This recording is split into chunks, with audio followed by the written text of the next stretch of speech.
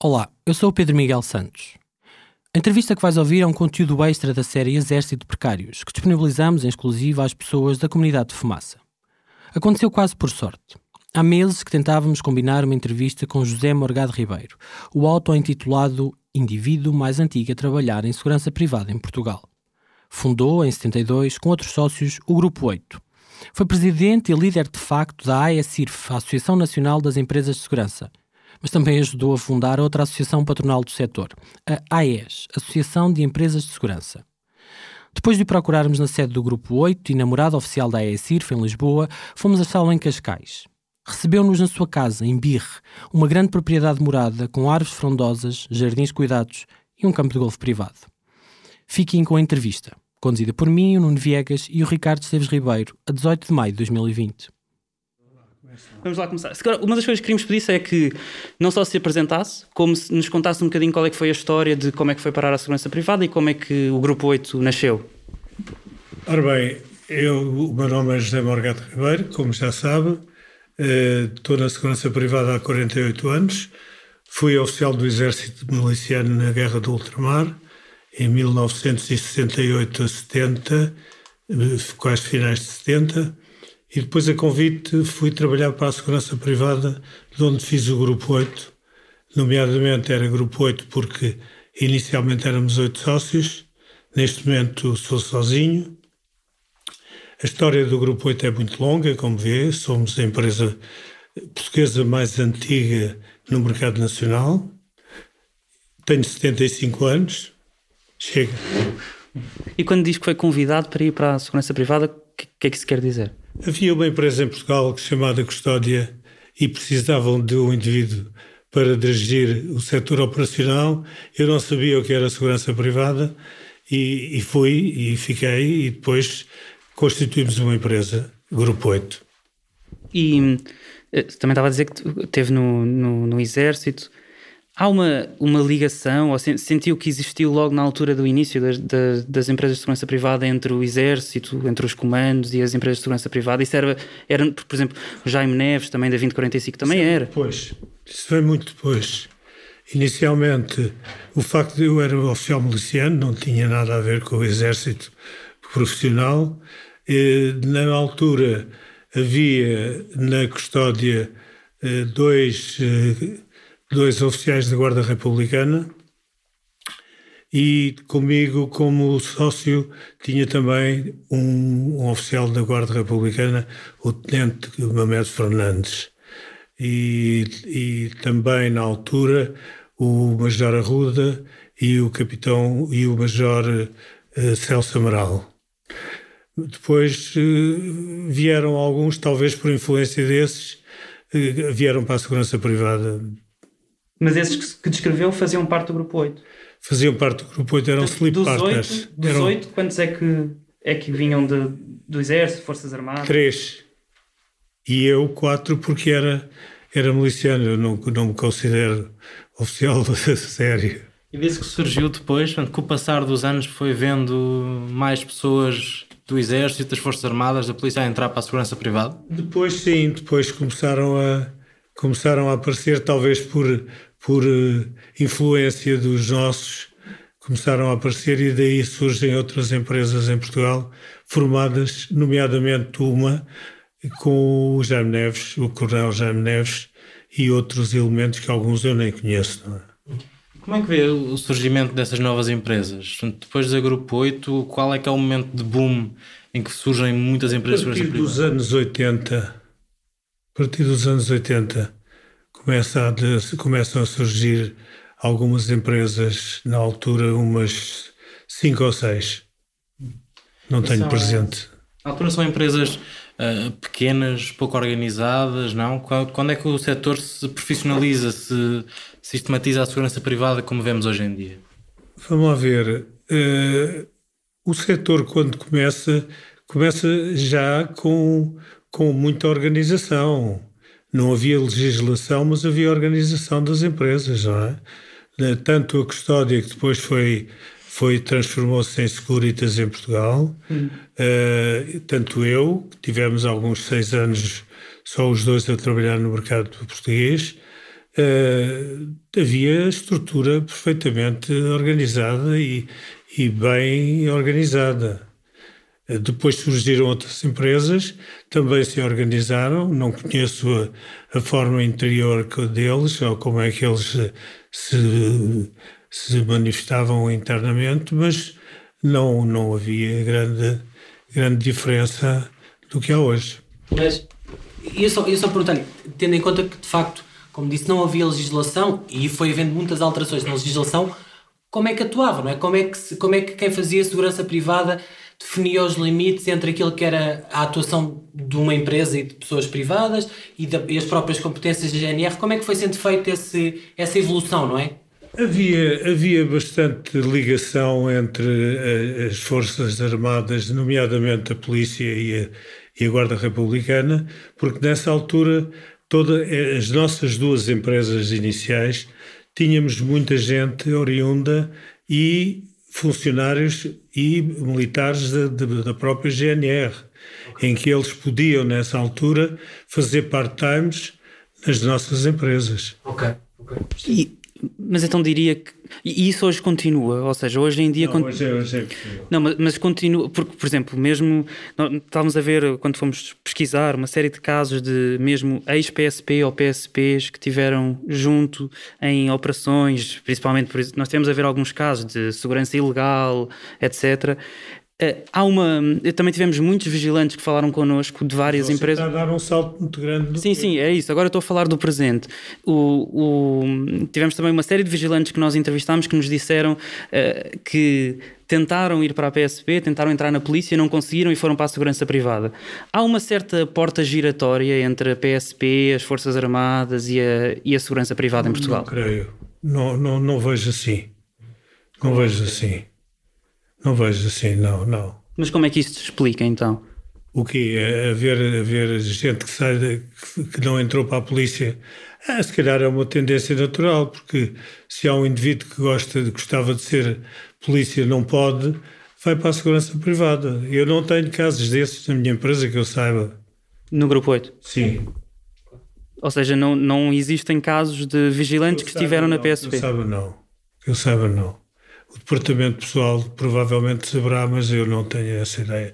Mas, tanto quanto me parece, não temos. Pode haver um caso isolado.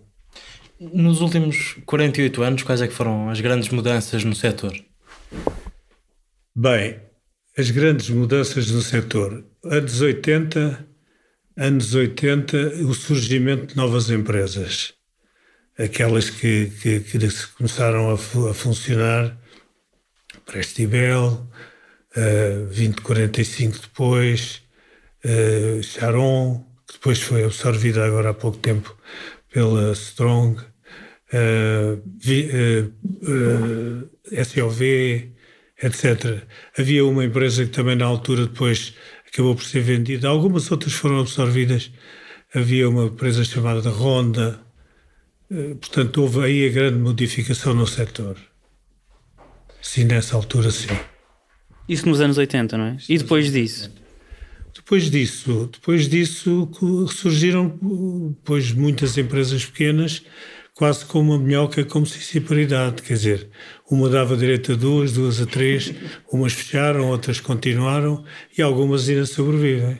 É o caso de empresas hoje em dia como a PSG ou a COPS? Eu não gostava de me pronunciar sobre as empresas concorrentes, porque não conheço a realidade anterior e, portanto, despeço-me desse tipo de comentário.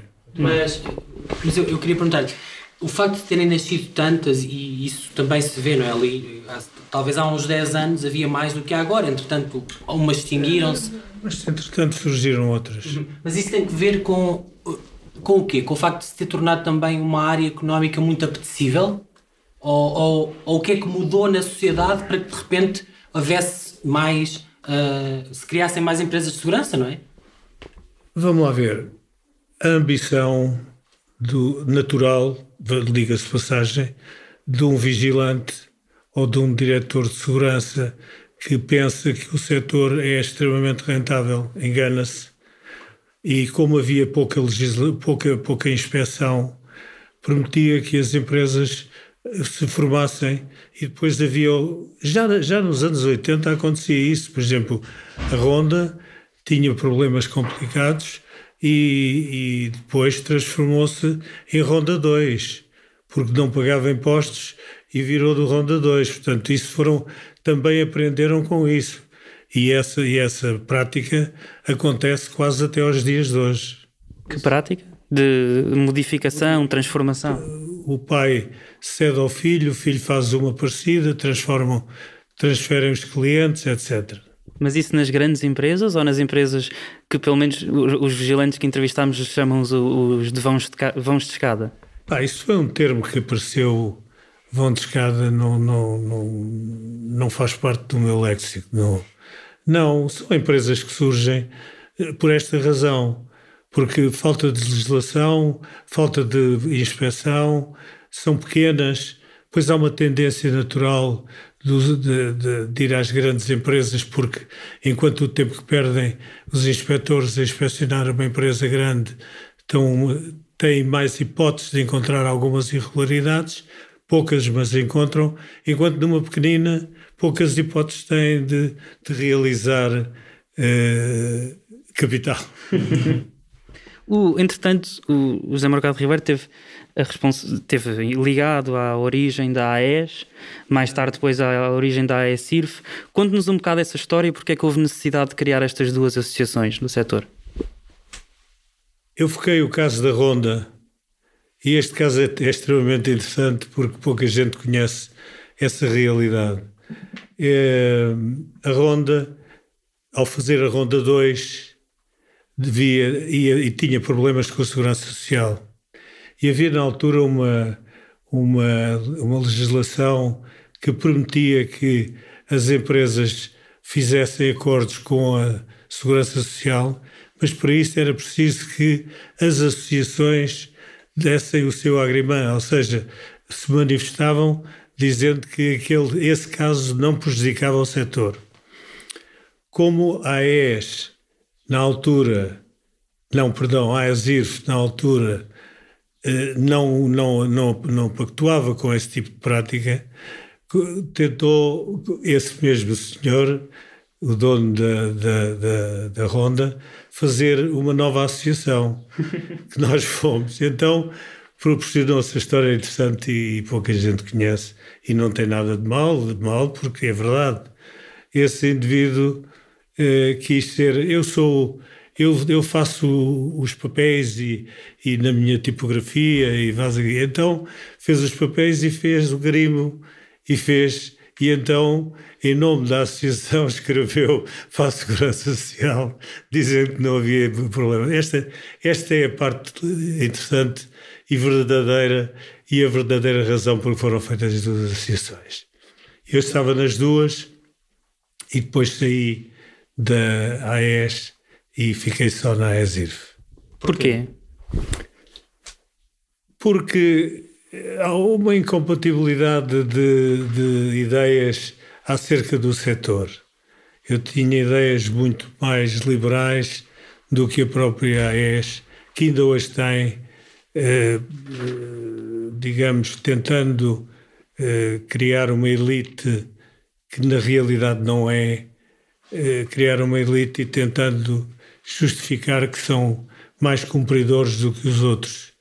E como eu na altura fui sempre uma voz discordante e disse-o na Assembleia quando fui convocado para ir ao Ministério da Economia nos anos 90, em que, entretanto, nos anos 90, agora perdi-me, desculpe, corta. Sim, não se preocupe, mas estava a dizer então que quando foi ao Ministério da Economia nos anos 90... Eu frisei isso, em que a tendência das empresas, eles não esperavam que a AESIRF também tinha sido convocada, então era só a AES que queria, e o Ministério da Economia faz-nos uma pergunta muito direta: se nós fecharmos as empresas pequenas, vocês garantem o pessoal, garantem os postos de trabalho? E eu opus-me determinantemente a isso, porque toda a gente tem direito a viver, desde que dentro das leis, dentro de um regime perfeitamente legal. E Essas interrupções é que... Não faz mal. Então, estava-nos a dizer que tinha uma ideia diferente, porque achava que era possível todas as empresas existirem desde que regulados. Não é? Hoje eu tenho essa ideia, desde que cumpram as leis e sigam a lei, pá, não vejo inconveniente porque é que não de existir. Mas acha que a AES então, e isto são palavras minhas para ilustrar o caso, a AES representa as grandes e as poderosas e a ACIRF representa os pequeninos? Não, representa as empresas tão credíveis ou mais do que a AES, porque a AES também no seu seio tem uma empresa que vocês sabem que eu manifestei isso diretamente na Assembleia, que até há pouco tempo prevaricava e de que maneira? Está a falar da Strong Sharon. Estou a falar da Strong Sharon. Mas o que é que isso quer dizer? Porque isso é uma acusação muito grave, não é? O que é que quer dizer exatamente com isso? É uma acusação muito grave, é uma acusação real, verdadeira. Se vocês forem ver os concursos ganhos pela Strong Sharon, nos últimos 5 anos ou 6, veem que eles ganham os concursos com preços exageradamente baixos.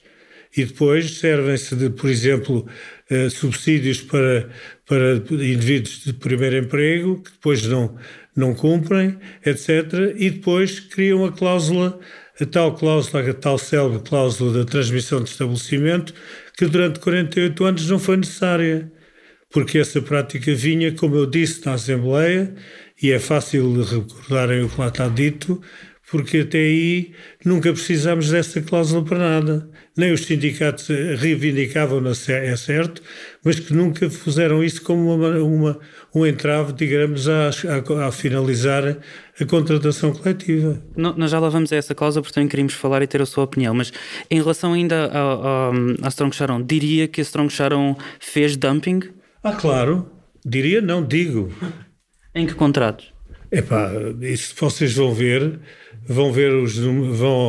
vão ao boletim de informações, vão às publicações dos concursos públicos e veem as posições deles. Depois, é fácil porque depois, quando é a transmissão de estabelecimento, põem, como fazem a prática na limpeza e na restauração, colocam indivíduos que eles não querem ou que têm muitos anos de casa, passam-nos para os outros. E depois é o caso do 13º mês deste ano. Mas falemos da transmissão de estabelecimento. Como? Falemos então da transmissão de estabelecimento. Falemos então da transmissão de estabelecimento por um momento. No Grupo 8 nunca aplicou a transmissão de estabelecimento? Vamos lá ver. A transmissão de estabelecimento tem uma situação que é importante. Você, quando transmite o pessoal, ele, teoricamente, no caso da cláusula que está no contrato da AES, é obrigado a pagar, a nova empresa a pagar os retroativos, ou seja, nomeadamente o 13º mês, para facilitar a vida.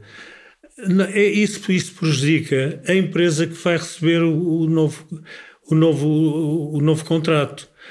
Quando a Sharon absorve uma quantidade de indivíduos, absorve uma quantidade de empresas sem essa cláusula, não teve esse problema.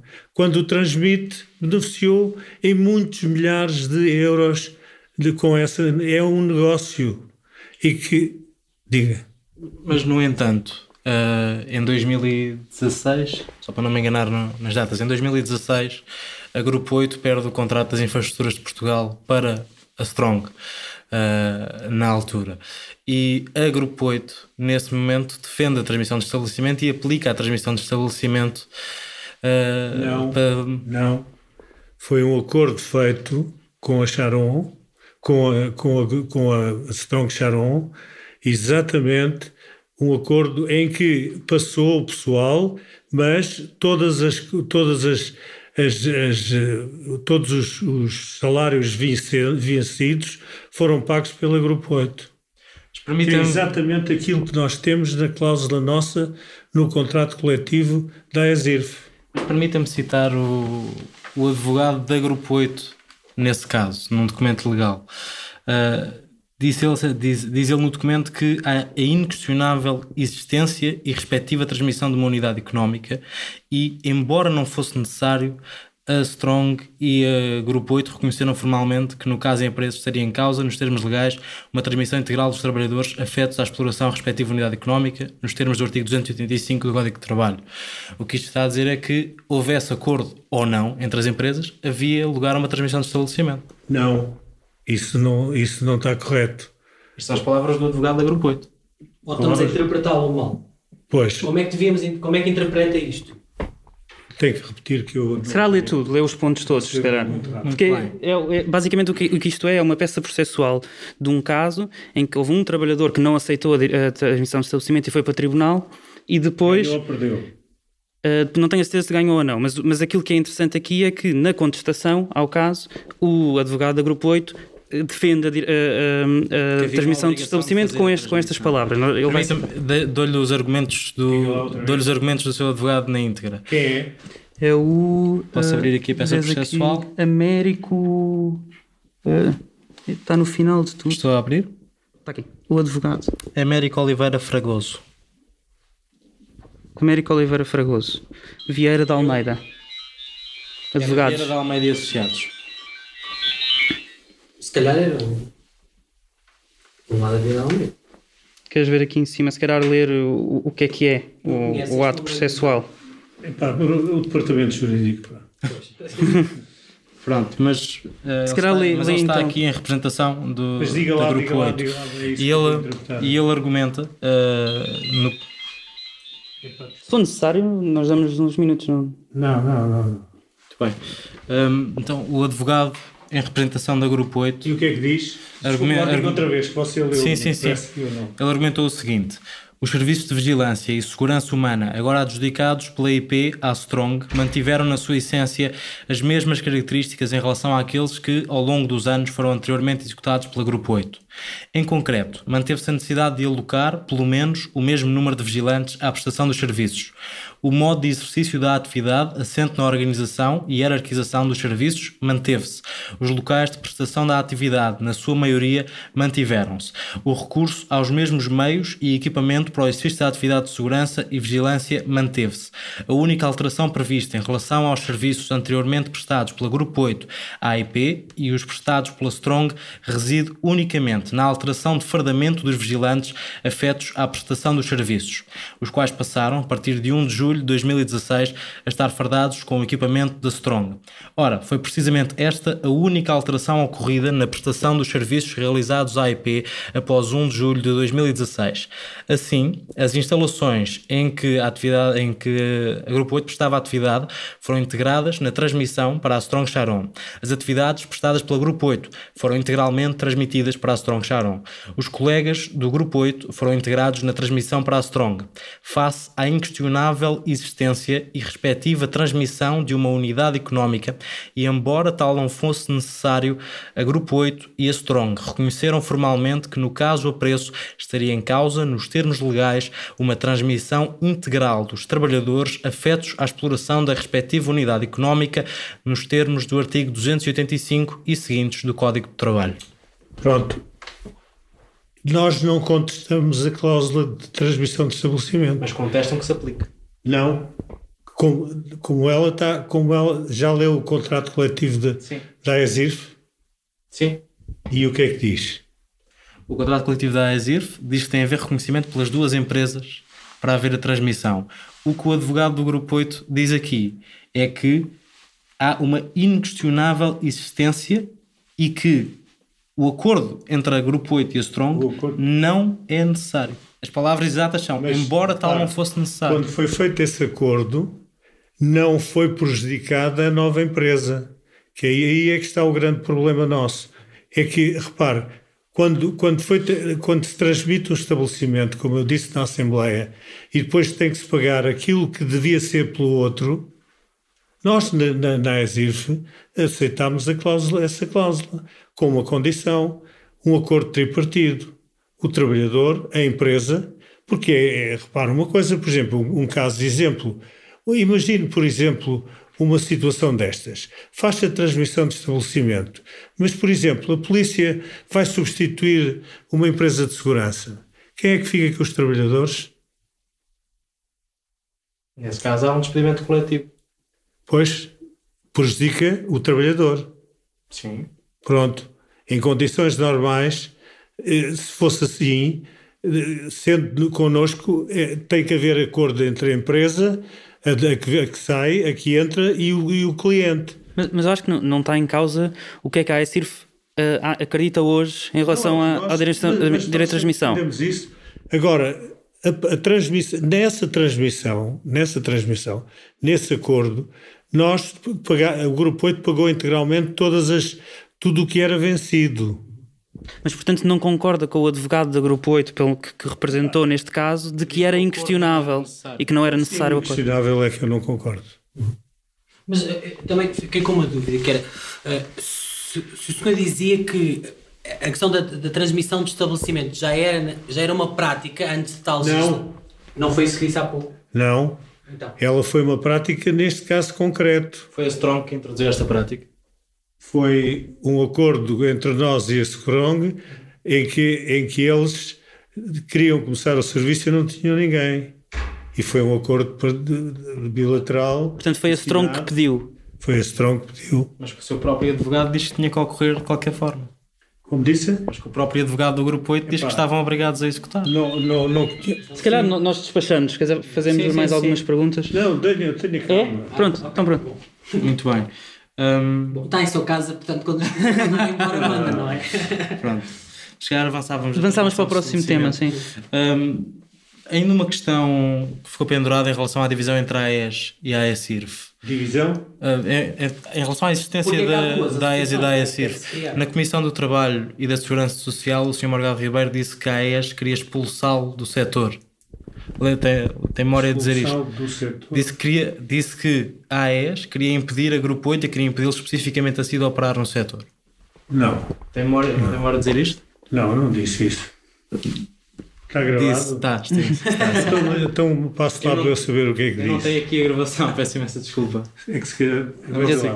Eu tenho... Não tenho a gravação. Mas depende do contexto. Não sei. Mas colocamos a questão assim então. Sendo que há a pressão da... Expulsão do setor... Sim, mas agora não tenho... Como que é afastá-lo do setor da segurança privada? De operar. Não, eu devo ter dito é que foi sempre... Viram-me sempre a mim como um entrave. Isso é diferente. Uhum. Eu já, desde o Ministério da Economia, desde 1990. Então colocamos isso assim. Porquê é que considera que a AES o vê como um entrave? Porque eu tive sempre ideias muito liberais, como lhe disse há pouco, em que não me importa que haja concorrência desde que seja leal. É só isso. Mas quando diz liberais, quer dizer exatamente o quê? Quer dizer liberalização do setor, você poder trabalhar se tiver condições para isso. Se eu quiser abrir uma empresa e cumprir a lei, siga. Com certeza, mas seja bem-vindo. Qual é o problema? É mais um concorrente natural. Agora, se é para prevaricar, eu próprio estou de acordo com isso, como é óbvio. Claro. Sr. Morgado Ribeiro, o ASSP, o sindicato, é dirigido por um funcionário do Grupo 8. Que eu mal conheço. Não é que não conhecia sequer. Não conhecia sequer. O Rui Brito da Silva. Rui quê? Rui Brito da Silva. É capaz de ser ascendido. Mas não o conhece, não? Vi uma vez vi uma vez na associação. Na SSP? Na AESIRF. É que não conheço mesmo, não conhecia mesmo, não sei como é que aparece o sindicato. Isso foi uma maneira de nós encontrarmos um sindicato que estava disposto a fazer um acordo connosco e daí fizemos. Portanto, a minha questão era exatamente sobre a origem do sindicato, porque nós entrevistamos nos últimos meses dezenas de vigilantes e há uma noção dentro do setor que o ASSP é um sindicato fantasma que existe para servir os interesses da AECIRF. Houve influência da AECIRF na formação do sindicato? Nada. Zero. Não há proximidade particular entre a AECIRF ou o Grupo 8 e o ASSP? Não, sobre o Grupo 8 nego determinantemente. Quer dizer, acho que até ele é do Porto, veja bem, trabalha na delegação do Porto, não tem nada E sobre a AECIRF? Também não. O que é que ele tem a ver com a ESIRF? Negociou o acordo. Um contrato connosco em que os nossos trabalhadores têm mais vantagens do que têm na ESIRF. Por exemplo, o trabalho noturno, o trabalho em dias feriados é muito mais benéfico feito por nós do que pela AES. Não sei onde é que nós prejudicamos os trabalhadores. Mas conhece membros do sindicato? Se conhece vigilantes que são membros do sindicato? Nós ainda não entrevistámos ninguém que fizesse parte da SSP. Sindicalizado na SSP? Eu sinceramente não consigo controlar uma atividade sindical. Não, mas podia conhecer, não é? Conhece muita gente no setor. É novidade, quer dizer, a gente não sabe quem é que é sindicalizado, quem não é. Podia ter tido reuniões com os delegados sindicais, por exemplo, né? Há sempre um delegado sindical mais importante. A reunião que eu tive quando o conheci é porque, repara, aqui é preciso explicar porque é que eu estou a dizer que não conheço. Porque a grande parte das negociações foram feitas pelo Dr. Augusto Moura Paz, infelizmente já falecido, e o Sr. Rui Cravina, e eu fiquei fora. Quer dizer, na altura, por um desentendimento processual, não vale a pena estar a frisar aqui, eu afastei-me ligeiramente da situação. De tal maneira que houve um problema, houve uma reunião, essa reunião onde eu disse a esse indivíduo, eu não falo mais consigo, você não fala mais comigo. O Rui Brito da Silva? Esse tal é Rui Brito. Porquê? Porque combinámos uma coisa e ele fez outra. Em termos de acordo, de negociação? Em termos de acordo. Pronto. Que foi o quê? Tínhamos tido uma percentagem de uma cláusula qualquer que era, por exemplo, 10%, e ele acorda comigo 10% e que ia falar com a direção e depois diz que não é 10, que é 12, que é 14 e não sei. E eu disse, olha, você não fala mais comigo. E nunca mais falei com ele. Nem sequer sei onde é que o homem anda. Quem fala com ele é o Malheiro, e o Dr. Moura Paz faleceu e eventualmente o Rui Carvina. Mas então quando é que soube a primeira vez que o sindicato tinha sido criado? Lembra-se quando é que soube? Não posso dizer-lhe quando é que soube, porque na altura era o Dr. Moura Paz, que já nem sequer era meu funcionário, já estava aposentado, é que tratou desses assuntos todos, porque eu só agora, muito recentemente, com a morte dele, é que eu assumi a direção da AESIRF. Mas foi claramente depois de ter sido criado? Claramente depois de ter sido... Se soube do sindicato... depois de ter sido criado, claro. E a sua relação com o Estado? Como é que é? Como é que vê o Estado? A relação com o Estado foi sempre a melhor. Então porquê é que passam a negociar com a SSP? Por causa exatamente da negatividade de fazer um contrato que nós não concordávamos com a cláusula, com a transmissão de estabelecimento da forma como estava a ser feita. Porquê é que acha que a SSP estava disposta a ser mais flexível nesse aspecto? Porquê que? Porquê é que acha que a SSP estava disposta a ser flexível nesse aspecto quando o Estado não estava? Não faço ideia, porque se calhar viam aí uma porta de saída para desenvolver o sindicato. Isso agora já não tenho que perguntar a eles. Claro, estamos a tentar. Estamos a tentar também. Uma questão final sobre a AECIRF. Sabemos que está de missionário? Sim.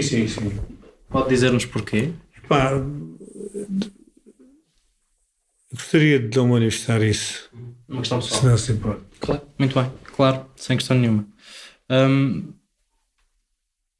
O deputado do Bloco de Esquerda, José Soeiro, classificou a entrevista à AECIRF como uma máfia. O que é que responde a estas declarações? Ora, eu devia ter respondido lá, porque não sei porque é que ele se manifestou com isso. Não tinha razão nenhuma. De tal maneira que eu tenho uma reunião a tentar reunir-me com ele, não o pedi ainda, por causa da demissão que estou de missionário, mas que eu gostaria de lhe explicar diretamente em que é que ele vê que são máfia. Ou que são... Porque, repare, nós temos empresas pequenas, temos empresas grandes, umas cumprem melhor, outras cumprem pior, e ele não se pode dirigir a uma associação como pensa que são todos iguais uns aos outros, porque a outra associação também lá tem gente dessa. Ou seja, a outra associação também tem gente dessa? O que é que quer dizer com isso? Quer gente que também não cumpre Mas então tem gente que não cumpre dentro da AECIRF? Não, ele diz que, na pergunta que me fez, ele diz que era o quê? Como é que ele disse? Ele classificou como uma máfia, a AECIRF. Acho que foi um bocadinho exagerado e foi o único sítio que eu falhei a resposta a ele. Muito sinceramente, porque já estava cansado e como eu disse, tenho uma doença nervosa e avisei logo na primeira coisa para não pensarem que eu tinha medo. Foi mesmo para não... Nós estávamos a discutir isso, foi mesmo para não pensarem que estava com medo. Pois, e hoje não vos disse porque vocês já sabem. já tinha estado lá presente. Mas quando fala, eu fiquei curioso, acho que vamos falar disso aqui mais à frente, mas quando falam sempre desta questão de haver umas empresas que cumprem mais, outras menos, haver umas mais pequenas e tal, nós estamos a falar sobretudo de pessoas ou de empresas que estão mais ligadas ao negócio da noite e menos ligadas ao negócio das portarias ou da segurança dos aeroportos, não é? Que eu saiba, não? Que eu saiba, não temos ninguém na AECIRF que trabalhe da noite. A PSG até há 6 meses só fazia trabalho de noite. A PSG só é nossa associada a partir da contratação coletiva. Muito bem. Portanto, mas é uma escolha. Passado, não desconheço completamente. Reúne as condições para sócio, pediu admissão na associação, reunimos, concordámos que era um associado potencial e admitimos-lo. Antes disso... Mas é um requisito não trabalhar na noite para fazer parte da AECIRF? Não é um requisito, mas tanto quanto sabemos, a PSG não trabalha à noite atualmente. Tem dois clientes só, pequeninos. Eu gostava de lhe perguntar, continuar nesta questão da noite, porque parece que há uma espécie de... Como é que eu ia dizer? É mais ou menos... É uma comparação meio tonta, mas é quando há uma praxe e os alunos e alguma coisa corre mal, quem praxe diz sempre que aquilo não é praxe, que a praxe deles é que é boa. E nas associações de segurança parece haver uma coisa parecida, que é a segurança é toda boa, menos a segurança de quem trabalha à noite. Porque há uma conversa constante de que há más práticas e a segurança ilegal é lá e há outros negócios, e até a AES exige... Já houve várias declarações como criando só um estatuto específico para quem trabalha à noite e faz segurança em estabelecimentos de diversão noturna. Porquê que há esta, não sei se é preconceito ou esta má fama de quem tem seguranças a trabalhar à noite? Olha, eu não me quero pronunciar sobre isso porque nunca trabalhámos à noite, não conheço a noite, não faço ideia como é que funciona e quando eu não sei, não me pronuncio. Mas não pronuncio porque não sei. Não sei em que condições funcionam, sei que o Grupo 8 não faz serviço à noite, sei que tenho 48 anos de atividade, sei que não prevarico, ou o mínimo possível, porque é impossível um caso ou outro pontual, reconheço que posso ter tido algum deslize ao longo de 48 anos, mas na noite não me podem acusar de trabalhar à noite. As outras empresas, cada uma sabe por si e como vocês vão interrogar outros, portanto, nessa altura pode ser que descubram alguma coisa que eu saiba, não. Não, mas interrogar será um termo particularmente agressivo. Não era nenhuma acusação, era mesmo tentar perceber porque é que toda a gente sabe que é uma das principais, ou é uma grande subárea dentro da segurança privada, mas parece que as próprias associações que representam veem muito mal aquilo.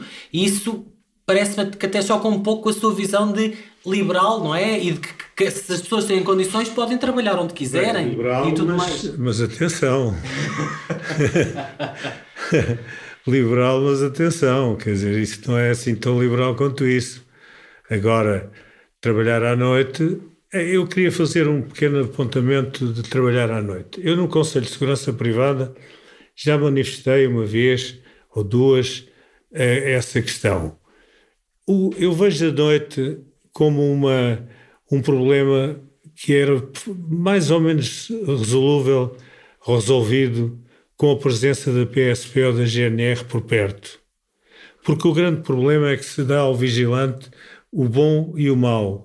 Ele está à porta, tem o poder de dizer você não entra, não entra, e quando é atacado, como foi o caso de uns casos que apareceram aí, nessa altura não está ninguém para o proteger. passa uma patrulha, eventualmente, é chamado o 112, etc., mas não é, o vigilante está sozinho.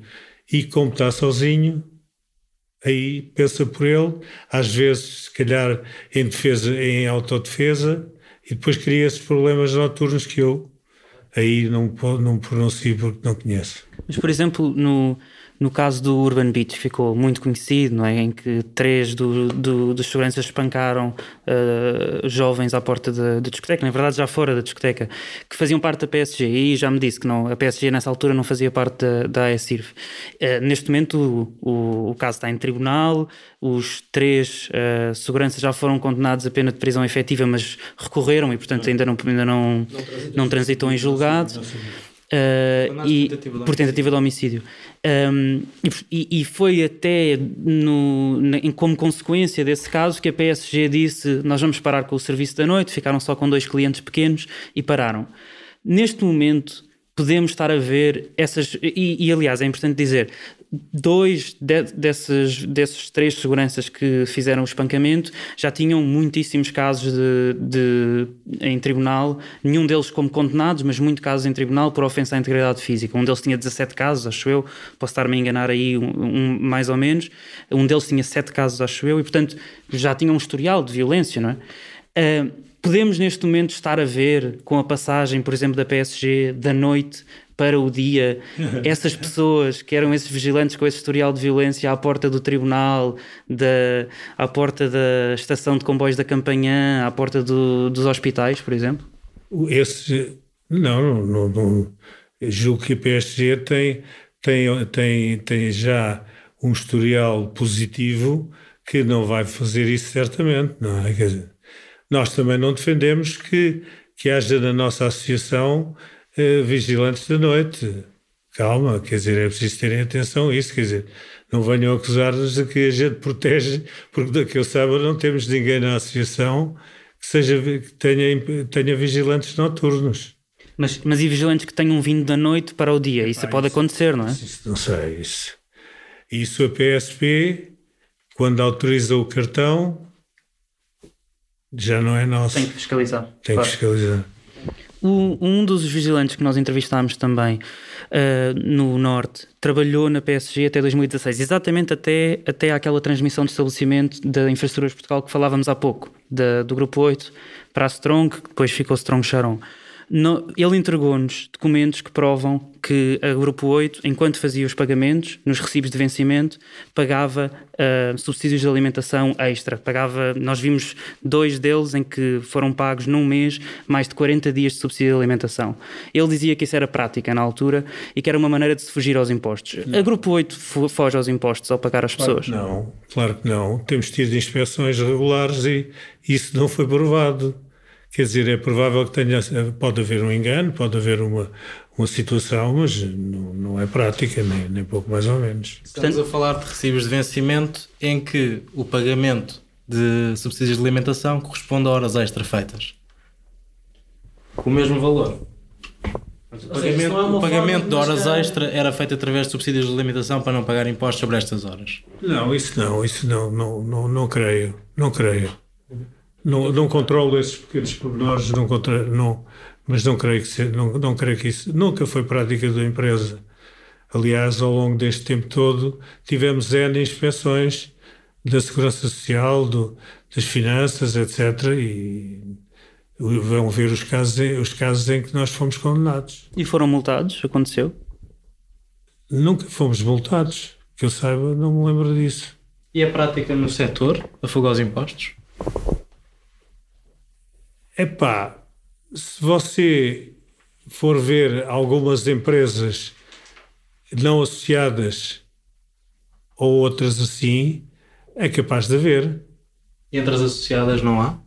Não sei. Deixa-me colocar aqui uma questão do meu colega. O Denis... A COPS, mas a COPS não é de nenhuma. A COPS não é da AECIRF. E não há, a COPS tentou ser admitida na AECIRF ou não? Tem um processo pendente, mas não foi admitida. Porquê? Ainda? Está em investigação? Vocês estudam os pretendentes associados? Uma questão de seleção, quer dizer, para que depois o deputado Soeiro não venha dizer que... Mas e acha que vai ser admitido à COPS com estes problemas todos que aconteceram? Menos agora estou a ficar fora. Deixe-me colocar-lhe um hipotético e diga-me se isto seria proibitivo de uma empresa que tivesse esta prática entrar para a ESIRV. Uma empresa que pague horas extraordinárias através de um mapa de quilómetros falsificado todos os meses, poderia entrar para a ESIRV? Se nós não soubéssemos... E tem forma de saber? É difícil. Só com o próprio sindicato, e são eles a controlar, e a eles compete controlar e divulgar. Portanto, isso é um problema que não é nosso. Se nós descobrimos que pode ser entrave. Se bem que, tanto quanto me parece, não sou jurista, há uma situação em que as empresas não lhe pode ser negada a entrada numa associação empresarial. Ah, é? Creio que sim, salvo a melhor opinião. Mas então quais são os critérios genéricos? Claro, não quero que entre em detalhe, mas quando alguém se candidata, e já sabemos também da sua circunstância, está de missionário, não é? Mas genericamente, quando alguma empresa quer ser admitida na ESIRV, o que é que se pondera, não é? O que é que vocês ponderam como... Vários fatores, nomeadamente informações pessoais. Olha, por exemplo, a propósito disso, durante muito tempo havia uma coisa que ainda existe, chamado Conselho de Segurança Privada. E o Conselho de Segurança Privada tinha, digamos, um direito de veto. Sobre quê? Sobre a admissão de novas empresas no mercado. Já não foi? Já não. Havia, se forem ver, o Conselho de Segurança Privada era constituído praticamente por duas associações, a AES e a ESIRV, o Comando da Polícia, da Guarda Republicana, o Secretário de Estado e pouco mais. E o sindicato? Não. Não estava? Não estava ainda. Ok. Não estava ainda. E quando depois foi modificado, em que vinha para a mesa da Assembleia, do Conselho, os processos de cada empresa candidata. Aí sim havia um controle mais efetivo da empresa que entrava no mercado. Não é na associação, era no mercado. Isso foi abolido. Quando é que isso foi abolido? 90 e qualquer coisa. Mas era útil... O senhor sendo mais liberal, deveria ser contra esse veto, não? Não. Se a empresa era a empresa 2, ronda 1, ronda 2, é evidente que aqui a liberalização não tinha nada a ver. Mas acha que era útil que esse mecanismo hoje existisse? Acho útil o mais possível. Ok. Outra coisa que lhe queríamos perguntar era quando houve a mudança de fiscalização mudou-se a lei orgânica da PSP e a PSP passou a centralizar esse processo, e antes era a Secretaria-Geral do Ministério da Administração Interna, não é? Aliás, como lhe dissemos, falámos com o Superintendente Neto Gouveia. Como é que isso como é que foi, não é? Para o setor foi benéfico, não foi benéfico? Foi benéfico, foi melhor. Foi melhor, foi mais atuante, porque normalmente tinham pouco pessoal e agora é mais efetivo. Portanto, acha que eles controlam efetivamente sim, as empresas, as escolas, sim. A formação? E estão a fazer um bom trabalho, que eu reconheço de qualidade. E principalmente o Superintendente Neto Gouveia. Durante a audiência de fevereiro, o Sr. José Morgado Ribeiro disse, cito: "Nós, Grupo 8, ao longo da vida, 48 anos, nunca ficou um ordenado em atraso e praticamente não tem nenhuma questão em tribunal. Em 48 anos nunca tivemos um problema com os trabalhadores." Nós entrevistamos o advogado Paulo Marques Pinto, que representou vários vigilantes ex-empregados do Grupo 8 e que nos confirmou terem existido vários casos contra a empresa Apenas falando em alguns, existem pelo menos 2 em Matosinhos, um em Valongo por falta de pagamento do valor total dos subsídios de alimentação ou de outros valores, como de férias, horas de formação, etc. Inclusivamente num deles o Grupo 8 foi condenado em tribunal a pagar. Não se lembrou destes casos quando foi ao Parlamento? Recordo o que eu disse e veja lá se eu disse que eram todos, 100%. Disse que nunca ficou um ordenado em atraso e praticamente não tem nenhuma questão em tribunal. Praticamente. Agora, em 48 anos, se calhar em Cristo, 48 anos, 2 mil e tal, quase 3 mil empregados ao longo da vida, se não há um processo em tribunal, ou era santo, ou então tinha que haver qualquer coisa. Agora repare, você foca-me 3 ou 4 casos em 48 anos, divida isso, veja lá o rácio. São 3 ou 4 casos que encontramos nos últimos 2 anos, 3 anos. Veja uma coisa, vá perguntar a todas as outras empresas se tiveram, e façam uma análise global ao setor e depois mostre-me o rácio. Era capaz, por exemplo, de nos enviar os dados do Grupo 8 se nós pedíssemos à direção e assim nós podíamos fazer essa... O dado, por exemplo, quantos casos foram em tribunal para nós podermos comparar. Os dados das outras todas eu dou o meu. Mas olha, o senhor já está a fazer uma coisa que nós com as outras não conseguimos, que é falar com elas. Portanto, muito obrigado. Falar com quem? Com as outras empresas não conseguimos, estamos a conseguir falar consigo. Não, mas quem não teme, quem não deve, não teme. Agora você estava a dizer, eu disse praticamente, em 48 anos, nunca tive uma greve, nunca tive nada. Se o pessoal neste momento ganha o que ganha, deve-me a mim. Eu disse-o na Assembleia. Em 1992 propus um aumento de 27%. E se tem seguido o meu critério, há 2 anos tinham tido um aumento de 20%. Agora nunca mais o vão ter. Se calhar nem para o ano, nem daqui, com esta crise toda, nunca mais tocam. E acha que neste momento os seguranças privados têm boas condições laborais? Não. E salariais, 0. Eu quando propus e quando quando fizemos o acordo com o sindicato em 1992, a limpeza, eu disse na Assembleia, a limpeza tinha o mesmo valor do que nós. E neste momento, há bem pouco tempo, tinha 50% a menos. Olha, era o pai do advogado que estava comigo, o Dr. Mota Soares, que era o Não, o pai dele. O pai daquele... Sim, o pai do Dr. Mota Soares? Sim, era o advogado da Associação das Empresas de Limpeza. E eu propus-lhe que também aumentassem, porque é o mesmo sindicato. É o Estado. Sim. É o Estado. Claro. Mas e neste momento como é que retrata as condições laborais dos seguranças privados? Como é que trata? Como é que retrata? Como é que descreveria? Por exemplo, ponho isto assim porque nós... Mal pagos. E veja, se você vir a minha conversa na Assembleia, Ouvia na íntegra. Pronto, então está lá.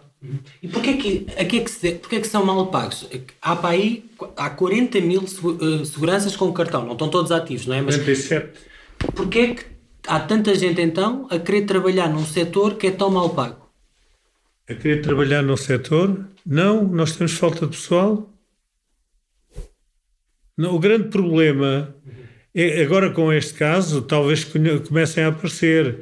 Há cursos com 4, 5 pessoas. Não temos gente. E porquê que a Grupo 8 não paga mais? Os contratos coletivos de trabalho são mínimos. A empresa pode escolher pagar mais. Eu depois pago mais e a concorrência como é que eu faço? A qualidade do serviço? A qualidade do serviço, isso era preciso. E o Estado, como eu disse ali, a comprar a preço mais barato. A pôr cláusulas que o preço custa, um custo, por exemplo, de um serviço de 24 horas custa 6.000 euros por hipótese e eles pedem 5.500. O Estado não dá condições para as empresas pagarem de forma digna? Não. Acha que o Estado está a promover o dumping? Diretamente não, mas indiretamente sim.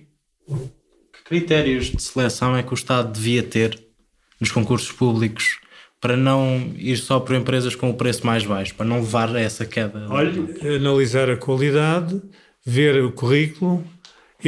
Demos uma vez uma entrevista ao Expresso, na revista Visão, aqui há 30 anos, em que fizemos um checklist em que em que as empresas deviam seguir aquele checklist para escolherem a empresa ideal. Já nessa altura tínhamos este problema.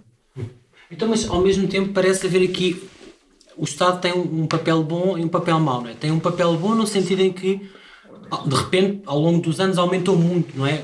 As áreas em que foi precisa segurança privada, nas finanças, nos tribunais, quer dizer, de repente o Estado deixou de ter porteiros e passou a contratar. Portanto, mete dinheiro na economia, mas ao mesmo tempo diz o preço é o mais baixo, não é? Há aqui um paradoxo ou não? Porque se não fosse o Estado, as empresas de segurança também não estavam a ganhar tanto como ganham. A ganhar tanto?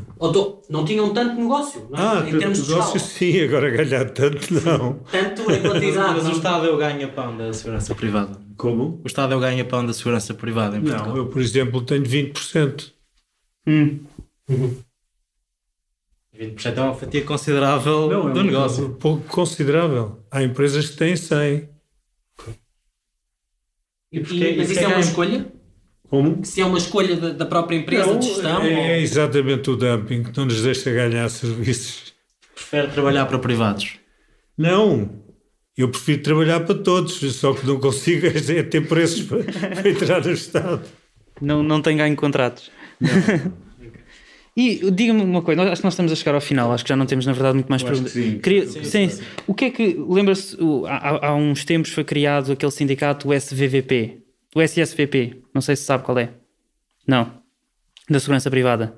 O Sindicato de Segurança e Vigilantes de Portugal. Não, um outro, não sei se lembra. Houve uma altura que apareceu no Conselho de Segurança Privada um indivíduo que representava um grupo de sindical ou parasindical, não sei. Não sei quem. Quem é que era ele? Era um indivíduo forte que até apareceu lá fardado no Conselho de Segurança Privada, mas não sei quem é, se me dizerem. Não faço ideia quem seja. Penso que ele se chama Manuel, não tenho certeza qual é o apelido. Pois, eu também, eu queria ter... Estava aqui a procurar, mas não encontro. Mas permita-me uma última questão sobre... Não tem problema. Mas a terminar já. Sobre as questões laborais. Porque nós entrevistamos muitos vigilantes que nos dizem que a prática é terem turnos de 12 horas. São sistemáticos. É muito raro ter alguém que tenha um turno de 8 horas. Isso no grupo 8? Não, em geral. Em geral, no setor. A prática no setor é ter turnos de 12 horas, sempre, no mínimo. Todos os dias faz 12 horas de turno. Isto é um reflexo de uma qualidade que é impossível de se manter. Não, pode acontecer que alguma empresa tenha, eu desconheço as outras empresas, como deve imaginar, não, isso é difícil, até o sindicato deve ter dificuldade em controlar isso, quanto mais um concorrente saber o que é que se passa dentro das outras empresas. É que, sinceramente, nós entrevistamos 30 seguranças, penso que não falei com um, talvez, que tivesse um turno de 8 horas. Porque o problema não é tanto serem as 12, é serem as 12 pagas a preço 8. Normal e não 8 a preço normal e 4 horas extraordinárias. Agora repara uma coisa, pode acontecer isso por falta de pessoal. Há uma tremenda falta de pessoal. Falta de pessoal. Agora com esta situação em que infelizmente estamos a viver, provavelmente poderão aparecer. Do Covid, é isso? Pois, mas não. Mas como é que se combate a falta de pessoal, tendo em conta que é preciso... Com os salários melhores, o senhor está a concorrer com um indivíduo da construção civil ganha mais que nós. Quer dizer, com melhores salários para se poderem ter melhor qualidade. Eu lembro-me que há uns anos, na CP, pediram recepcionistas que soubessem falar inglês. E eu disse, pagando, já se vê, não é? E claro que quando lá chegou o valor, não, essa história fica para depois. Percebe? Isto é um exemplo claro que qualidade paga-se. Depois tem outro problema grave que está para aí, que vocês não viram ainda, que é o vigilante porteiro. O que é que quer dizer com isso? A ter telefonemas a receber. Pois, que isso é que vocês devem investigar. Porquê? Investiguem. Mas diga-nos vigilante porteiro. Dê-nos uma pista. É porque é um concorrente direto da vigilância. Ok. em que eu defendi que o vigilante à porta dos edifícios, repare bem, um problema gravíssimo também de discriminação de pessoal, de empresas com... Nós pagamos impostos, somos controlados, e à porta dos condomínios estão vigilantes porteiros e porteiros sem serem vigilantes, e sem serem vigilantes porteiros. Os guardas noturnos, não é? Não, nem são esses. Você vai a qualquer condomínio, uns têm lá uma empresa de segurança privada, outros têm vigilantes porteiros e outros têm o porteiro vulgar, que posso ser eu ou você, que vai para lá trabalhar. Percebo. Ou seja, gente que está a cumprir uma função que devia ser regulada e certificada, mas não. Que eu defendi no Conselho de Segurança Privada várias vezes. E defendi até porque repara, isto é uma concorrência desleal. Mas isso não tem que ver também com a alteração que houve na lei agora e com a criação daquele conceito de autoproteção de grupos ou pessoas, um condomínio... Isso é outro concorrente. Isso é outro concorrente. Um condomínio pode, alegando, pedindo esse alvará da autoproteção, criar... Não, mas não existe. Quer dizer, por ter um vigilante, por exemplo, um condomínio, um prédio de Lisboa que tem um indivíduo durante a noite ou durante o dia. Esse indivíduo devia ser de segurança privada, não é? Está a ganhar menos do ordenado mínimo. Não há controle, porque veja, para controlar esta gente toda, veja o problema. Aqui é um grande problema que está contra nós. Ok. Posso fazer uma questão para terminarmos? E pensei que vamos aqui. Quando foi à Comissão de Trabalho e Segurança Social, há um momento em que está a atacar a ideia de transmissão de estabelecimento e diz que as empresas iam usá-la para se livrarem do lixo e do refúgio em termos de recursos humanos. Isso eu já disse ao Rui Tomé. Ouça uma coisa, você não tinha outro assunto que não esse, quer dizer, quando disse refúgio, não quis de maneira nenhuma. Aliás, a minha prática em 48 anos, nunca tratei mal nenhum trabalhador e não ia aproveitar aquele sítio para dizer isso. Isso foi uma palavra que me saiu diretamente, mas sem ofensa direta às pessoas, porque quando digo refúgio, eu podia ter dito o indivíduo que não se portou bem, que tem um processo em tribunal, que falta ao serviço, que dorme no posto de trabalho. Podia estar a explicar isso tudo, foi a palavra que me surgiu, como já aqui nesta reunião, já algumas vezes falhei à procura da palavra exata. Não? Isso caiu muito mal nos vigilantes, pelo menos que nós entrevistámos. Ficaram todos eles muito irritados. Arrepende-se de ter dito isso? Ficaram muito irritados porque o Rui Tomé, do Estado, aproveitou isso, porque eu disse-lhe a ele, você não tinha mais nada para me atacar. Caramba, veja se arranja outro argumento. Mas dá-se bem com eles. Mas arrepende-se disso? Estou bem com eles todos. Eu conheço o Trindade e o Trindade desde 1970 e desde a primeira contratação coletiva. E dou belíssimamente bem com ele. Mas arrepende-se de ter dito refúgio? Eu não me arrependo de ter dito refúgio, porque não quis dizer refúgio no sentido de escória ou no sentido de pessoas indigentes ou pessoas que... Não, eu quis dizer com isso que eram indivíduos que, por razões operacionais, não tinham a qualidade merecida. Quer dizer, atenção, que isso aí qualquer empresa tem. Porque, repare, isso leva, por exemplo, a um problema. Quando se faz a transmissão de estabelecimento, vai tudo. Mas vai tudo quando? Se calhar põem lá um indivíduo ontem. Claro. E esse indivíduo ontem foi para lá porquê? Legalmente tem que ser até 6 meses antes. Não, mas mesmo 6 meses antes, há contratos que eu sei que vou perder. Eu meto 6 meses e um dia ponho lá. O Grupo 8 fez isso quando perdeu o contrato para a Strong na IP em 2016? Não, esse contrato foi a pedido da Strong. Ou seja, não estavam à espera que fosse. Foi a pedido da Strong. Estavam à espera de perder o contrato? Perdeu o contrato? Sim. Não, mas porque a Strong andava na tal dumping. No tal dumping que agora joga ao contrário. Isto porque há um ex-trabalhador seu que o acusa precisamente de ter mudado para aquele posto para ser transferido depois de perder o contrato. Então ele que diga quando é que foi isso. Lá está. Você estava a perguntar uma coisa. Epá, eu já há muito tempo que não dirijo diretamente a empresa.